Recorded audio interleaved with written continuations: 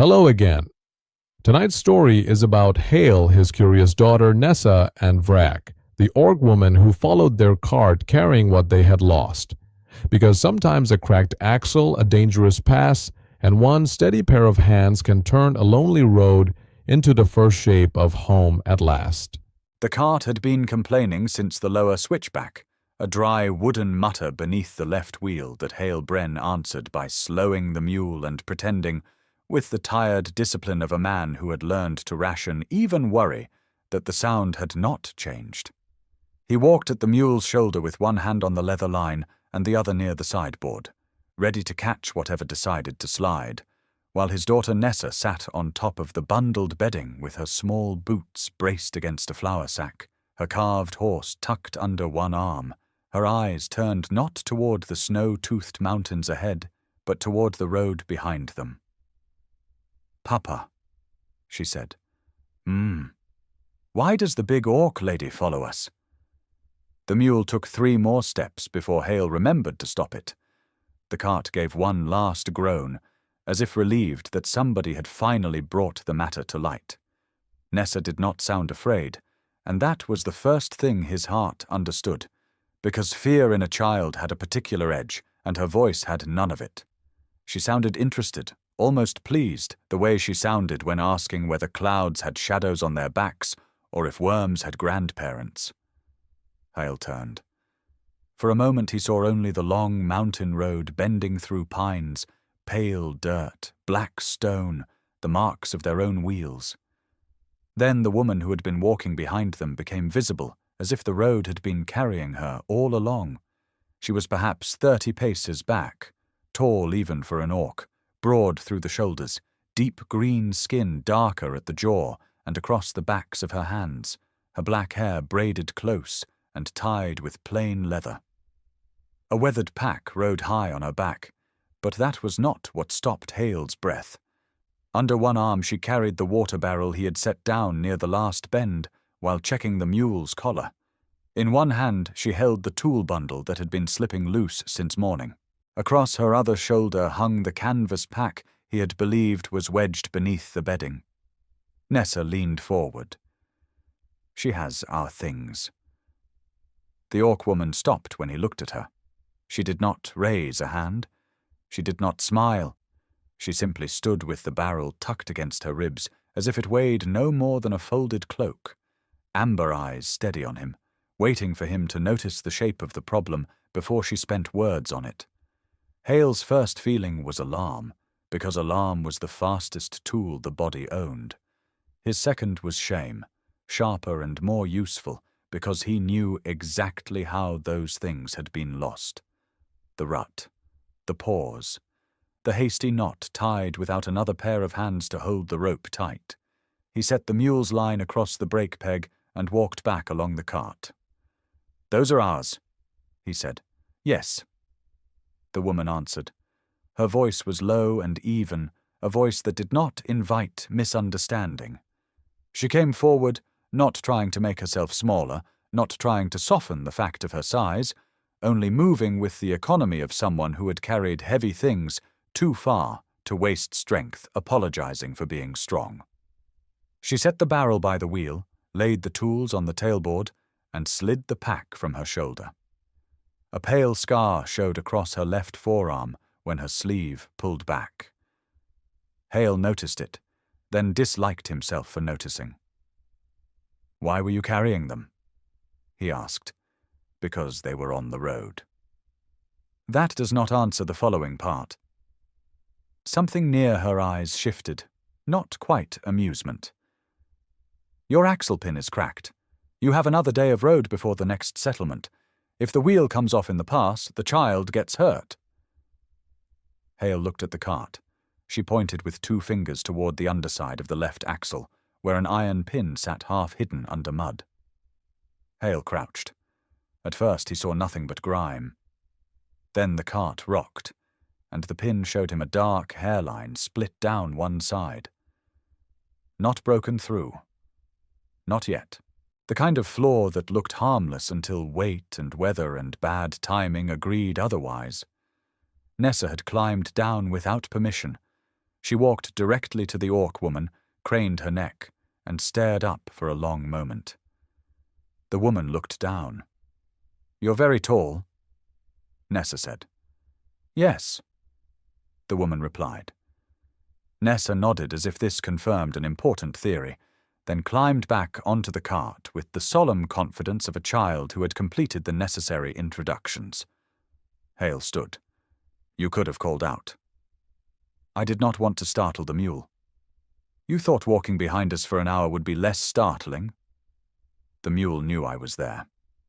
Hale glanced at the mule, which did indeed look unsurprised by everything, and found no answer that did not make him sound more foolish than he already felt. The woman took a pry hook from the tool bundle and tapped the pin once. The sound was wrong, thin and tired, like a tooth nearly cracked. "I can splint it," she said. "Not fix, splint. I can pay. No, I have food." She paused, and in that pause he understood more than she had likely meant to show. Her provisions were low. She had not followed for charity, or for sentiment, or for whatever wild story a frightened man might invent. She had followed because a cracked thing had appeared in front of her, and she was the sort of person whose hands moved toward the crack before pride could stop them. "Food is practical," she said. Hale nodded. "Then we'll be practical." She crouched beside the wheel. Her hands were large and dark across the knuckles, the nails square, the palms ridged with old callus so dense it looked almost polished. When she braced the axle, she did it with her whole body arranged around the weight, shoulder, hip, boot, breath, not showing strength so much as speaking it in a language learned through years of use. Hale watched only long enough to understand where his own hands belonged, then knelt opposite her and held the pry hook steady while she bound a splint around the pin. Quick note before we continue. If you want hotter and uncensored orc-bound fantasy romance stories, I'll be sharing them on my Patreon page. These are the deeper and more intense scenes I can't post here, so check the description for details. By the time the splint was tied, evening had gathered along the road. Hale had cut his thumb, and not noticed until Nessa pointed at the blood with great concern and a little fascination. The orc woman tore a strip from the inside of her sleeve and held it out. He accepted because refusing would have been theatre, and neither of them seemed built for theatre. "What is your name?" he asked while wrapping the cloth around his thumb. "Vrak." "Rak," Nessa repeated from the cart. "Vrak," Hale said softly, not as correction but as care. "Rak," Nessa said again, firmer. The woman did not correct her. She only lifted the water barrel into the cart and wedged it so it would not roll. "The road narrows in 2 miles, she said. "Keep the mule to the inner wall." "You are headed that way?" "Yes." "Then for the next day," Hale said, measuring the offer so it would not sound like debt. "We share the road. Food for help with the cart. Nothing owed beyond that." Vrak looked at him as if checking a beam for hidden rot. "Nothing owed," she agreed. Nessa leaned over the side. "Rak can sit by me." "No," Hale and Vrak said together. The child smiled, delighted by their first agreement. They began moving again with Vrak walking off the cart's left rear corner, where the road showed its bad habits first. Hale felt her presence the way a man might feel a second beam placed beneath a sagging roof. Not comfort exactly, because comfort required permission he had not yet granted himself, but a change in the load. She spoke only when speech saved effort. When the mule drifted towards the loose edge, she clicked her tongue once, and the animal shifted inward before Hale touched the line. When a rope loosened, she set one hand on the bundle before it slid. When Nessa dropped her carved horse and gasped as if the world had ended, Vrak caught it against her boot and returned it without comment. "Thank you, Rak," Nessa said. "Horse should not walk alone." Vrak replied. Nessa accepted this as wisdom. Hale looked away before the warmth reached his face.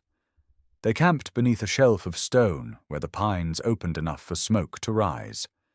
Hale had slept there once in another season, when there had been 2 adult packs instead of 1, and a red scarf had been tied around a smaller child to keep her warm against a back that was not his.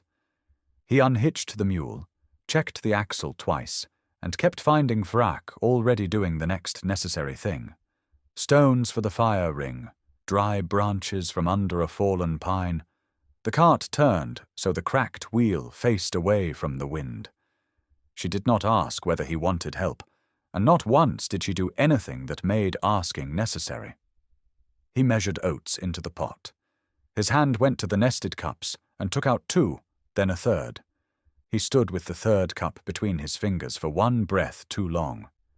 Nessa was telling the mule it had been brave. Vrak was striking flint. No one said anything as he put the third cup back. He filled 3 bowls. Vrak took hers in both hands and sat just outside the full reach of the firelight. Hale shifted one of the stones with his boot so the heat angled toward her. She noticed. He knew because her eyes flicked to the flame, then to him, then away. Nessa carried her bowl to Vrak and sat by her knee. "Papa says I chew too fast." "Do you?" "Yes." "Then chew slower." Nessa obeyed for 3 enormous bites before forgetting. Vrak watched with an expression so still it might have been disinterest, except whenever the child leaned too near the hot bowl, Vrak tilted it away with careful precision. "Do orcs have papas?" Nessa asked. "Nessa," Hale said. Vrak ate another spoonful. "Yes." "Was yours tall?" "Yes." "Taller than you?" "No." "Did he lift houses?" "Only badly built ones." The laugh escaped Hale before he could stop it. Nessa laughed because he did, and Vrak looked at them both as if laughter were a tool whose use she had not fully approved but might allow. After Nessa slept, curled under a blanket with her carved horse in her fist, Hale sat by the cart and rewrapped his cut thumb because his hands needed a task. Stillness had become dangerous in the 2 winters behind him. Stillness made room for the voice that used to finish his unfinished sentences from the other side of a room. Stillness made him reach for a cup he no longer needed to set out. The road, with its chores lined like stones across water, had been easier. "You have done this road before," Vrak said. He looked up. She was sharpening a short knife with a flat stone, slow and regular. "Once. With 2 adults." His fingers tightened on the cloth. She had not said it cruelly. She had said it like the cracked pin, like the narrowing road, as something visible from the arrangement of things. The rope system that needed a second pair of hands, the way his sentences sometimes stopped where another voice should have met them, the care with which he watched Nessa breathe.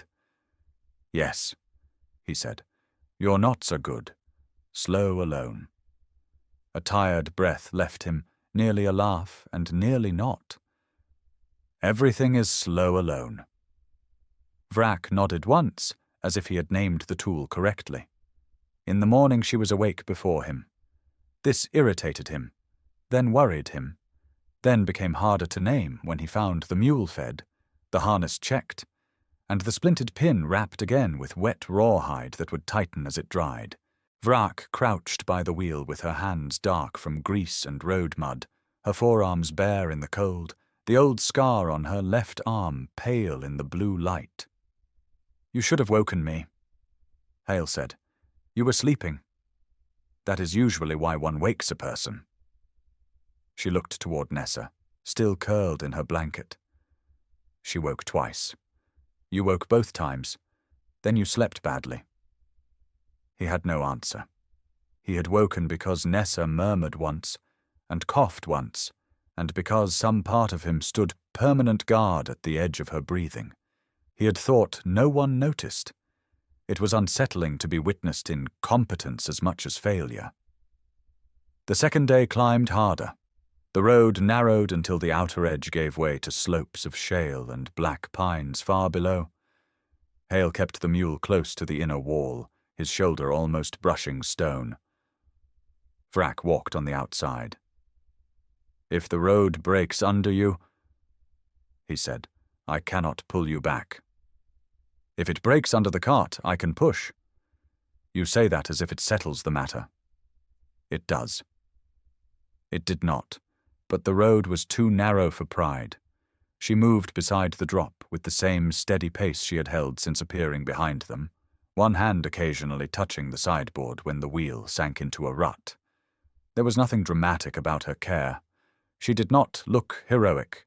She looked necessary, and necessity, Hale was beginning to understand, was more dangerous to his peace than beauty would have been. Nessa spent the morning asking questions. Had Vrak eaten a snake? Did her teeth grow forever? Could amber eyes see through fog? Did names get tired if spoken too much? Was Vrak lonely walking by herself? Hale winced at that last one, but Vrak answered with the same plainness she gave to weather. Yes. Nessa leaned over the cart side. "Then you can walk by us." "I am." "No, when the road is finished too." Hale felt the words strike something unguarded. Vrak did not look at him. "Roads are often longer than children think." Nessa considered this. Then good. By afternoon, wind came down from the upper pass, sharp with snow. They stopped behind a boulder to eat.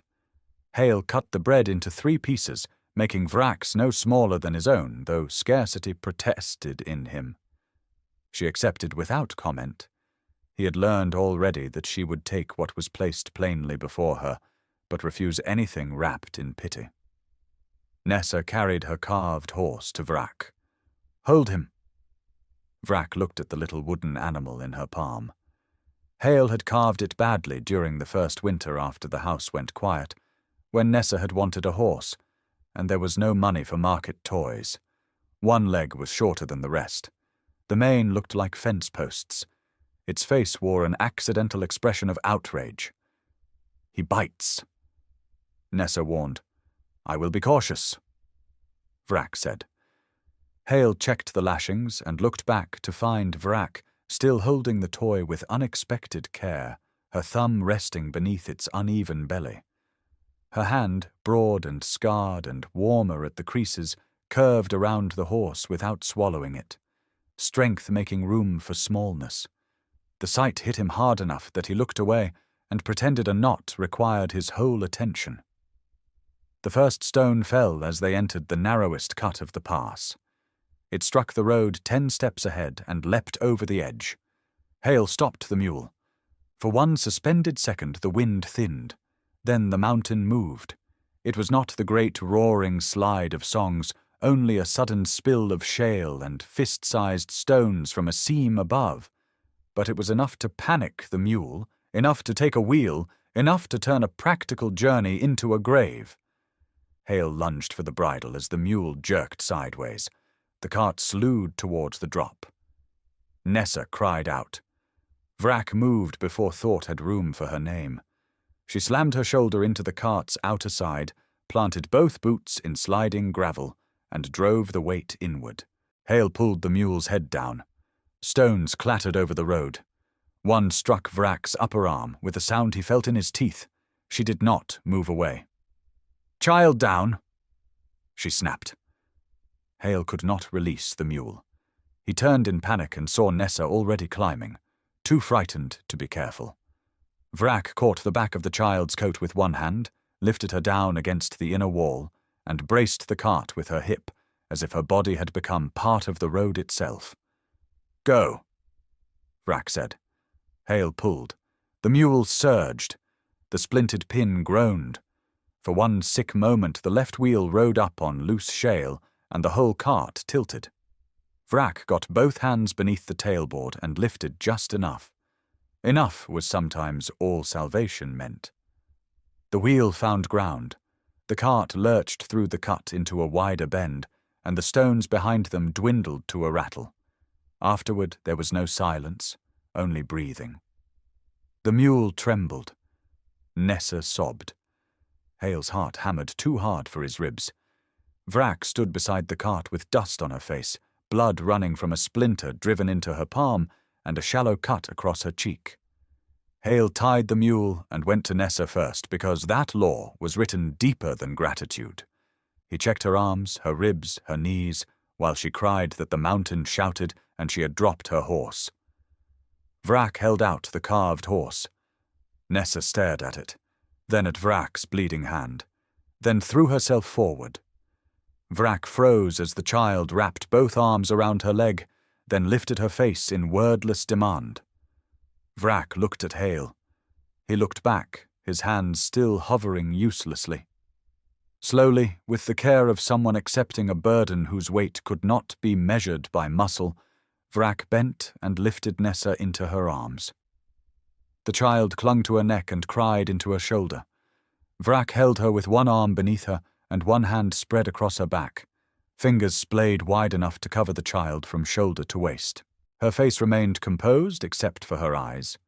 Hale saw, and wished he had not, because some things deserved privacy even when visible. She looked startled, not by danger, but by being chosen afterward. "Your hand," Hale said. "It works." "That was not my question. You did not ask one." Nessa sniffed against Vrak's shoulder. "Papa fixes cuts." Vrak lowered her gaze to the child, then placed her injured hand in Hale's. It was larger than his by half, warm despite the wind, the palm dense with callus and split where the splinter had gone in near the base of the thumb. He held it between both of his hands because one was not enough to steady it, and removed the splinter with the small tweezers from his sewing kit. She did not flinch. "Does it hurt?" Nessa asked. "Yes. You don't make a hurt face." "I have a small face for it."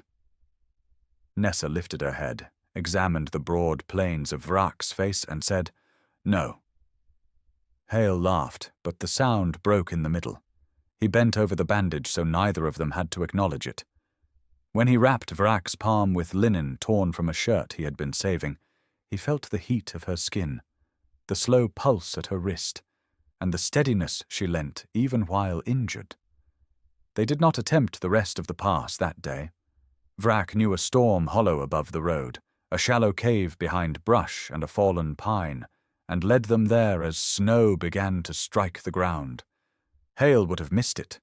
He would have pushed on, because men with too little money often mistook forward motion for wisdom. The hollow was dry enough for the three of them, the mule under the overhang, and the supplies that mattered most. Inside, Hale built a low fire. Smoke crawled along the stone before finding its way out. Nessa sat wrapped in a blanket, watching Vrak as if the world had changed shape around her. Hale warmed water, cleaned Vrak's cheek, and found a bruise blooming across her upper arm. "You should rest that," he said. "I am sitting." "That is not the same." "It is related." Nessa giggled, and the hollow changed, not enough to erase the storm, but enough to turn the day from something survived into something that could one day be remembered without only fear. Later, when Nessa had fallen asleep with the carved horse beneath her hand, Vrak opened her pack and placed a twist of dried meat and 3 bruised mountain apples beside the pot. "You were low on food," Hale said. "Yes." "And still gave us rawhide for the axle." "The axle was also low." He looked at her. "You answer everything as if the world is a ledger." "No, ledgers pretend all weight can be written down." That silenced him. They ate in the small light, arranged around the fire like something accidental and load-bearing.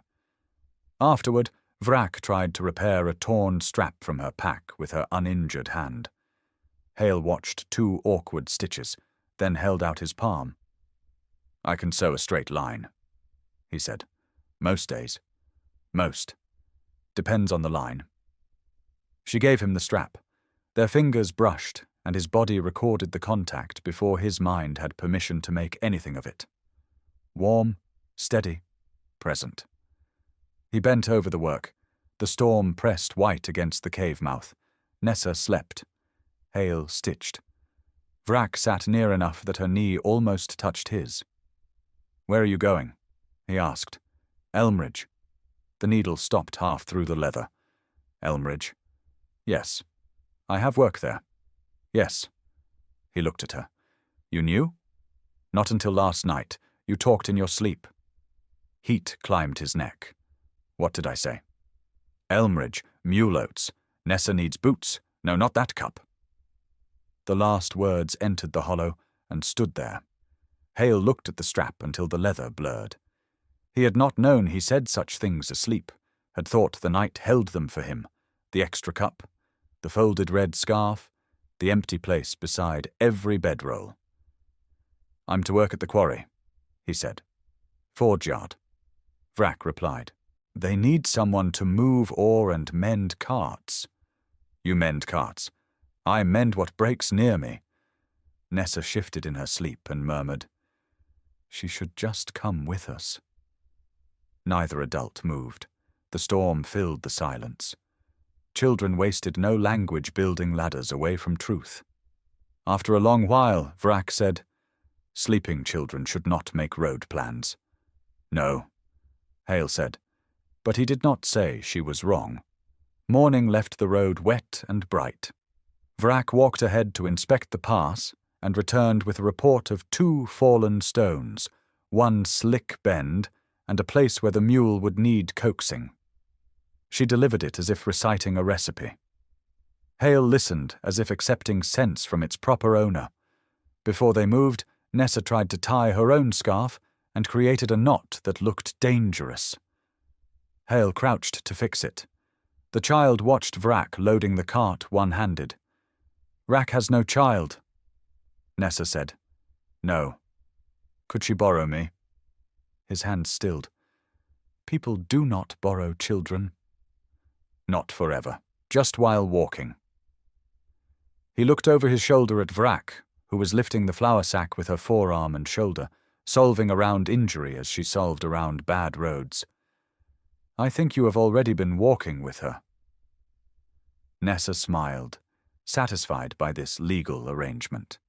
The road descended from the worst of the pass into a valley of brown grass and meltwater. At a stream, Vrak showed Nessa how to brace 1 foot before leaning towards the current, how to fill a cup with its mouth facing downstream, how to step back before drinking. She did not sweeten her voice. She spoke to Nessa as if the child was small, not foolish, and Nessa bloomed under it. Vrak says water lies? Nessa told Hale, handing him a cup. Does it? It looks still but pushes your feet. Vrak lifted the barrel into the cart. Many things do. Hale met her eyes. The words settled between them and did not need claiming. That afternoon they passed 3 hard-looking travellers with pack frames and too much interest in the mule, the flour, the child. They were not bandits in the clean shape of stories, only hungry men measuring whether need had made them cruel enough. Hale's hand moved towards the hatchet on the sideboard. Vrak came forward and stood between the men and Nessa's side of the cart. She did not threaten. She did not reach for a blade. She simply stood, tall and broad and still, her bandaged palm visible, her amber eyes moving from one face to the next, as if sorting timber by flaw. Road rough ahead? One man asked. Yes. Vrak said. Cart looks heavy. Yes. Man could use help. No. The man's mouth tightened. Nessa's voice came from the cart. Vrak can lift houses. Hale closed his eyes for 1 heartbeat. The second man snorted. The first looked at Vrak's shoulders, then at the rock wall, and whatever calculation he made ended in dislike, but not action. Best keep the wheel off the outer track, he said. Yes, Vrak replied. They passed. Only when they had rounded the bend did Hale let his hand leave the hatchet. Vrak looked at Nessa. Do not tell strangers what I can lift. Can you lift houses? No, but your papa did. Only badly built ones. Then I will say badly built houses. No? Nessa sighed. Adults make stories smaller. Sometimes stories live longer that way, Hale said. Vrak glanced at him, and something like approval warmed her eyes. They spent the last night before Elmridge near an abandoned shepherd's hut, with half a roof and one wall leaning badly. Vrak studied it. Badly built. Nessa whispered. Yes, Vrak said. Can you lift it? No, it may lift itself down soon. Hale inspected the wall despite himself, then spent an hour bracing it with a fallen beam because sleeping beside a collapse offended him. Vrak helped without being asked. He held the beam, she drove wedges, and the rhythm between them came so naturally he noticed it only when the work was nearly done. He would reach and the tool would be there. She would shift and he would adjust. No explanations, no apologies. The kind of efficiency that had once belonged to another life, another pair of hands, another person who could read his shoulder before he spoke. The recognition did not hurt in the old place. That frightened him more than pain would have. Pain was loyal. It proved nothing had been replaced. This new ease did not erase the old shape. It stood beside it, waiting to see whether the house had room for another beam. After supper, Nessa fell asleep sitting against Vrak's arm. One moment she was explaining that pine cones were poor secret keepers. The next, her cheek rested on the orc woman's sleeve. Vrak went utterly still.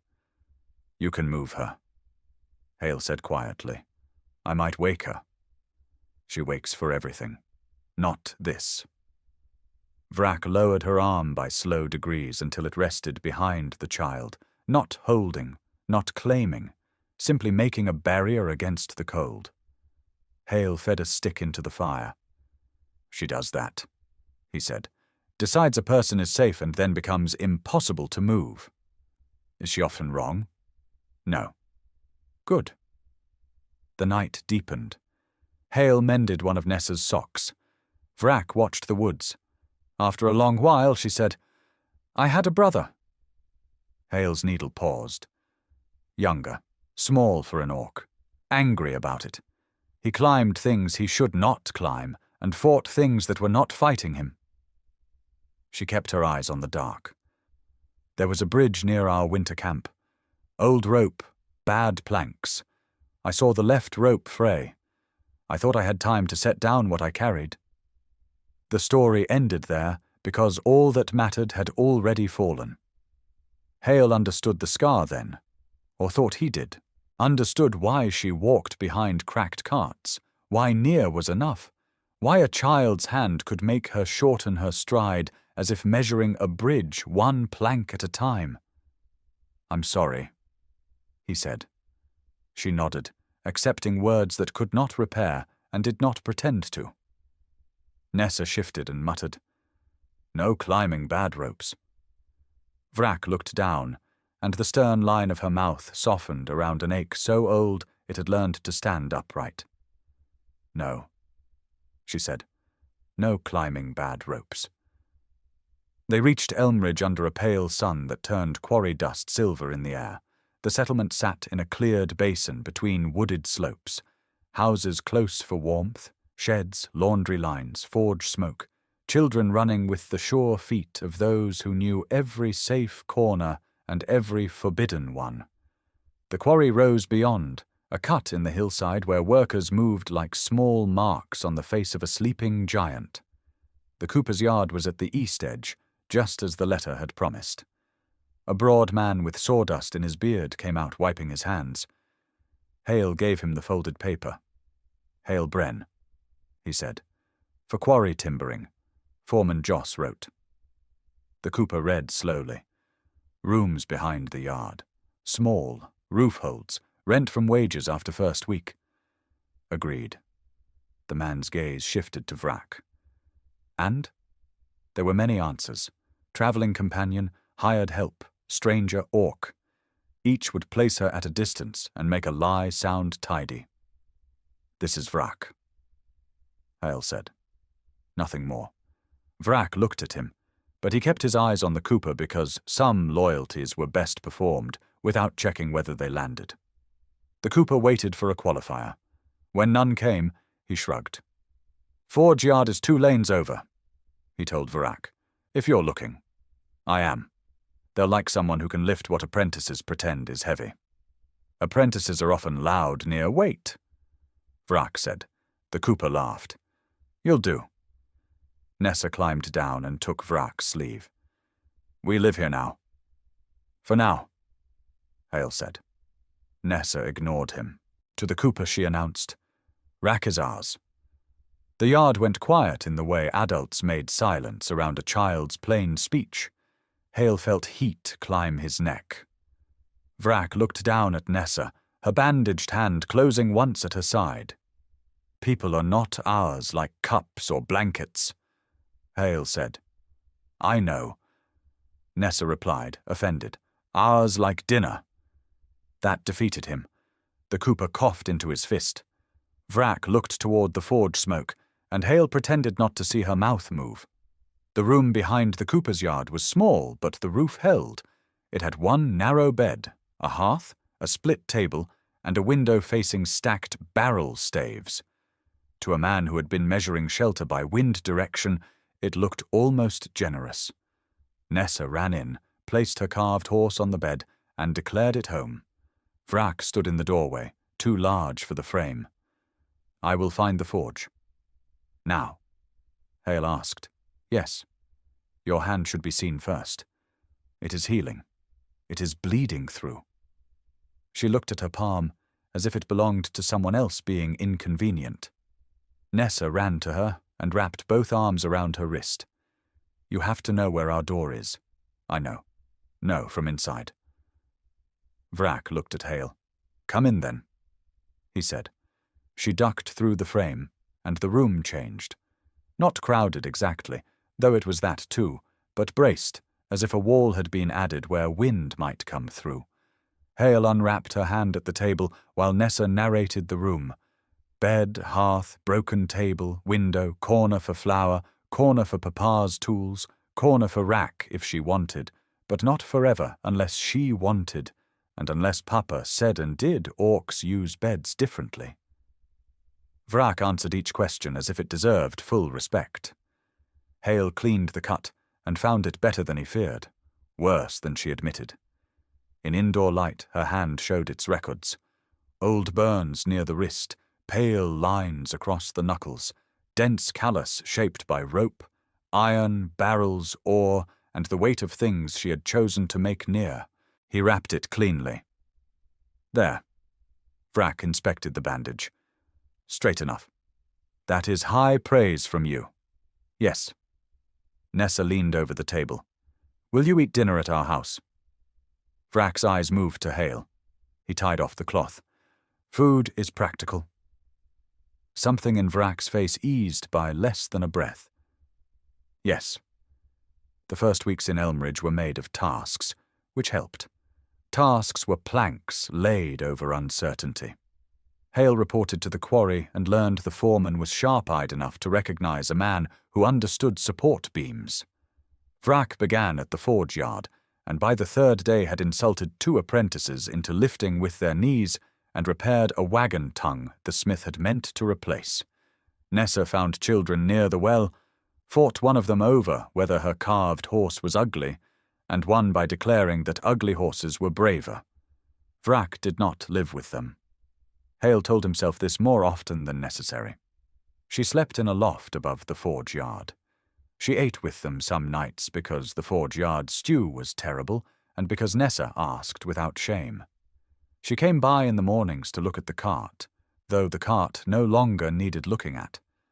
Hale repaired a shelf in her loft because he noticed her tools had no proper place, and because a shelf was only a shelf. Vrak brought coal ends for his hearth because the cooper's yard draft stole heat, and because warmth was practical. Their lives began to exchange small pieces under the cover of usefulness. One evening rain kept Hale late at the quarry, repairing a timber brace that had begun to bow. When he returned, cold had worked into his shoulders. He opened the door and found Vrak by the hearth, with Nessa asleep across her lap, the child's hair damp from washing, her feet in clean stockings. A pot simmered. The split in the table had been packed with pale wood. His spare shirt hung near the fire, mended at the cuff. For a moment Hale stood in the doorway, unable to step into the life arranged before him. Vrak looked up. Rain came through the window. I meant to fix it. I did. I see that. Nessa's sock had a hole. I see that too.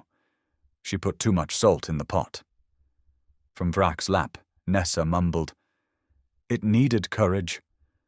Hale set down his wet coat. The third cup sat on the table, not returned to the stack. Steam curled from it. He looked at it too long.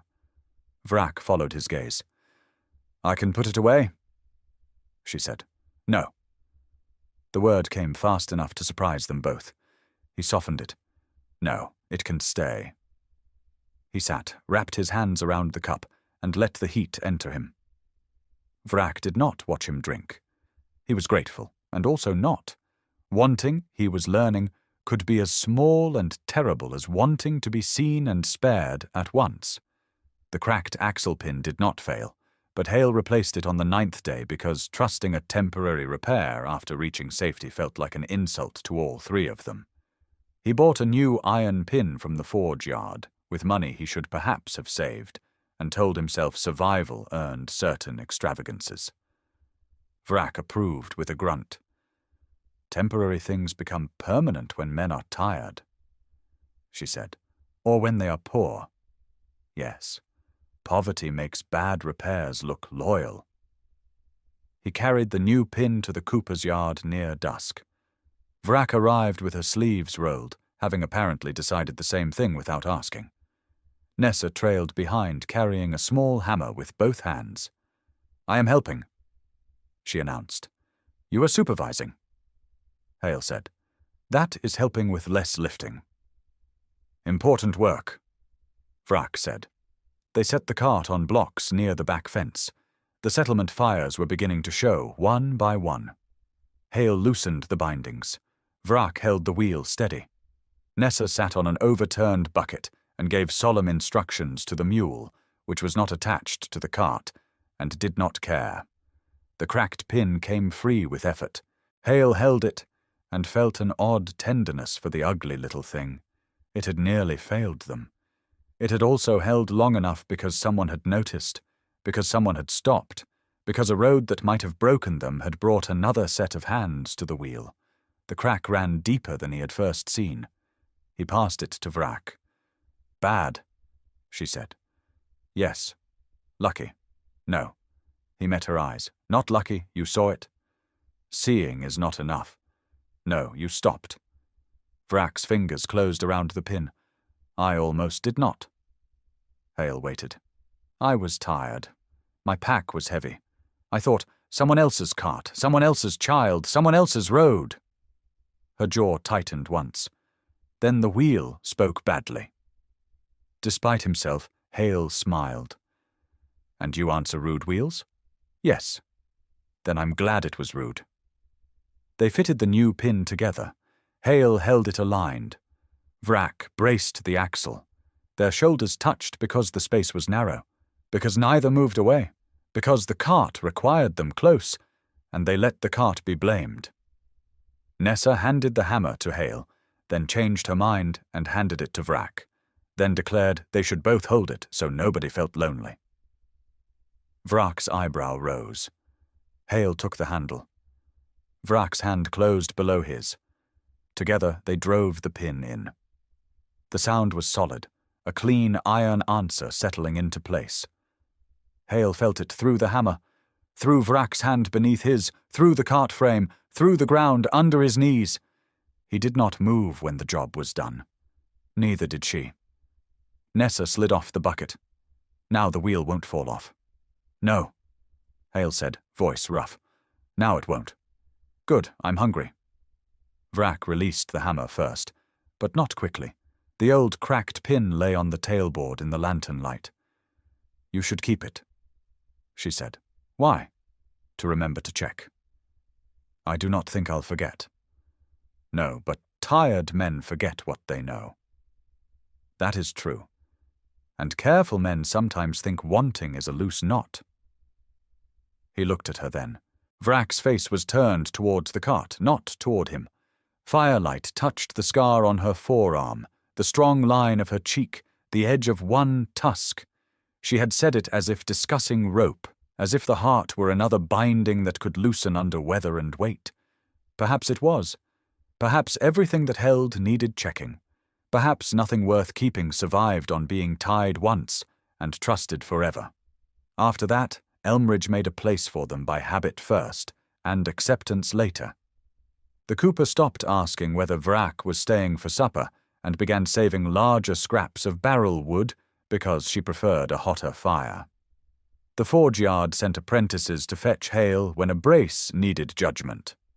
The well children stopped asking what Vrak was and started asking whether she could lift them, which she refused unless they were in immediate danger or properly washed.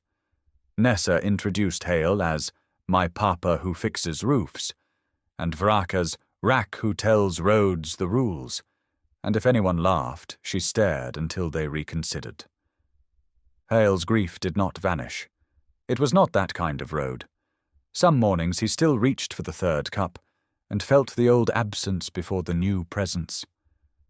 Some nights he woke because Nessa coughed, and because the part of him that had once listened for another adult, breathing across the room, now listened to the whole world instead.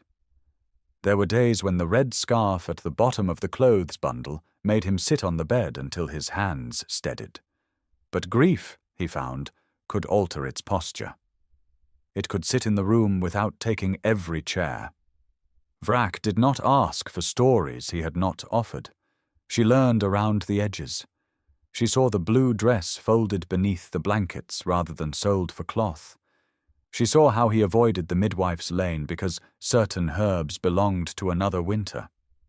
She saw, and because she was Vrak, she did not turn sight into speech unless speech was needed. Instead, she fixed the room's draught. She made Nessa a stool sturdy enough to climb safely. She sharpened Hale's draw knife and returned it to the exact place his hand expected it. She stood near, and near became enough until enough began quietly becoming more. Spring approached by fractions. Snow retreated. Mud deepened. Nessa lost a front tooth and insisted Vrak inspect the gap because orcs know teeth. Vrak declared the missing tooth well departed, and Hale had to leave the room. On a market morning, Hale found Vrak holding a length of red wool at a cloth stall. Not the same red as the old scarf. Nothing would be, but near enough to wound if handled carelessly, warm enough to matter if handled well. For Nessa, Vrak said. Her scarf is short.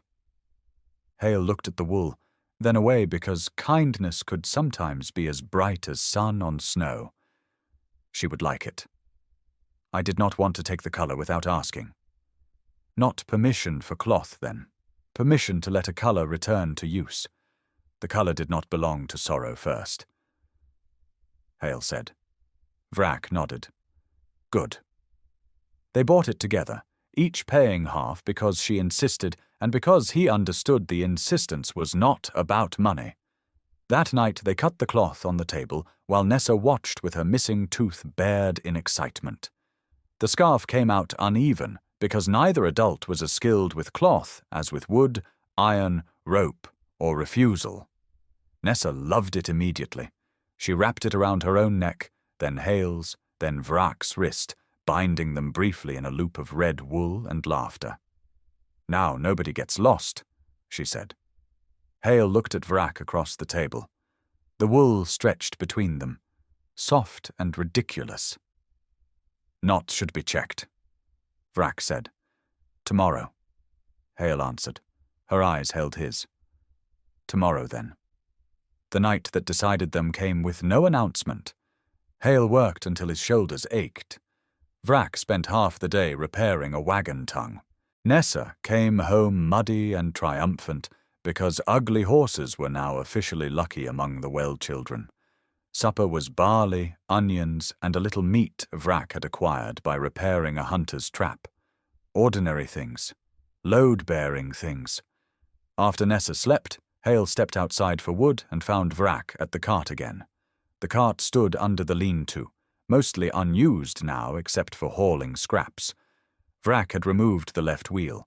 Tools lay arranged on a cloth: pry hook, hammer, rasp, grease pot, wedges. The cracked old pin sat beside the lantern, though Hale had put it away days ago. "What's wrong?" he asked. "The hub wears unevenly. It can wait." "Yes, that means it cannot." She said nothing, which was answer enough. Hale set the wood down and crouched beside her. From inside came the small sounds of Nessa sleeping. A sigh, a turn, the bedrope creaking. Vrak held the wheel while he ran his thumb along the hub's inner edge. She was right. Of course she was right. A slight wrongness, invisible until it became failure. He reached for the rasp. Vrak reached too. Their hands met over the tool, his narrow and scarred from timber, hers broader, warmer. The bandage gone now, but a pale new line crossing the palm where the splinter had entered. Neither withdrew. "I can do it," she said. "I know. You worked all day. So did you. The cart was yours." Hale looked at the wheel, the new pin, the old crack lying in lantern light. "It carried all of us." Vrak was silent. He picked up the rasp and handed it to her, handle first. She took it. He took the lantern and angled the light. They worked that way for a while, her shaving the swollen place inside the hub, him turning the wheel a little at a time, both bent over the same small problem as if the settlement depended on its answer. Wood dust gathered on Vrak's knuckles. Hale brushed it away without thinking. Her hand stilled beneath his touch. He should have moved. A careful man would have stepped back, reached for the grease, restored the safe distance that had carried them from the pass to the yard.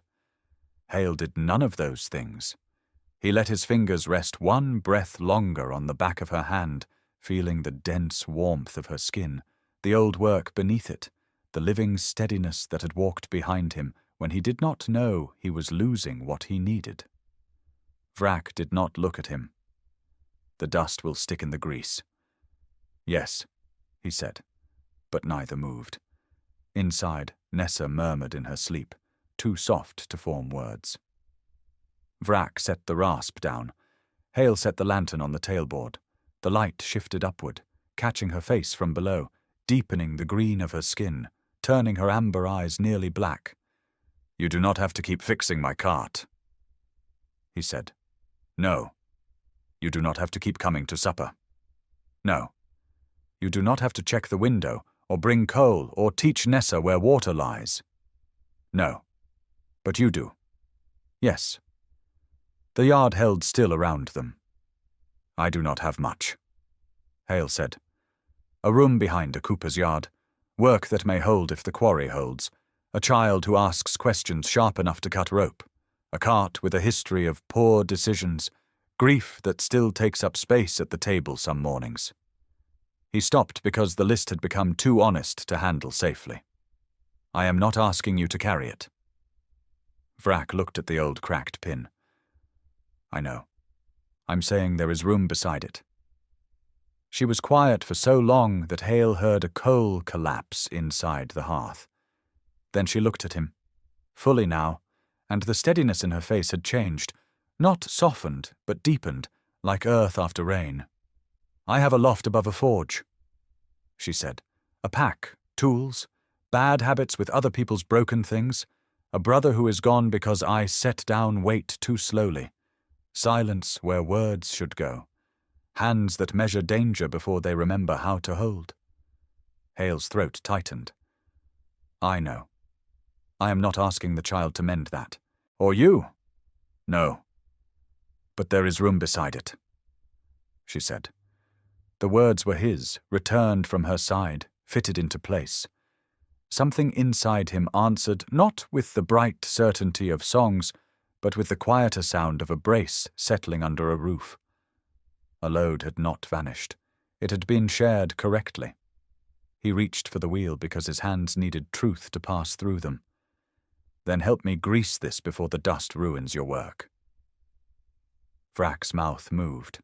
This time he saw the smile clearly, small and real, and gone almost at once.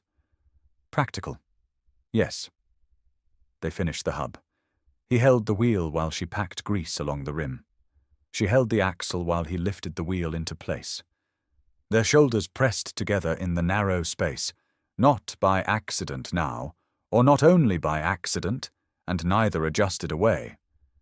When he passed her the pin, her fingers closed over his for a moment around the iron. The old cracked pin lay on the tailboard in the lantern light, no longer useful except as memory. The new one slid into place cleanly. Inside, Nessa slept. Beyond the yard, the settlement settled. Smoke rose, dogs barked once and stopped. The mountains stood dark against the stars, still rude, still dangerous, still holding roads that could break a wheel or bring a stranger close enough to become necessary. When the cart was whole, Hale and Vrak sat on the tailboard because standing would have required deciding where to stand. Firelight from the room reached them through the window in a narrow amber stripe. Nessa's red scarf hung from the chair inside, one end trailing near the floor. Vrak's knee touched his. His hand rested on the wood between them, palm down. After a while, her hand settled beside it, not covering, not claiming. Close enough that the warmth of her smallest finger touched the scar on his thumb. Neither of them spoke. Neither of them stepped away. The cracked axle pin lay in front of them on the worn plank, dark iron split through the middle, while behind it, in the room that smelled of barley, smoke, and drying wool, a child slept with one hand open around a badly carved horse.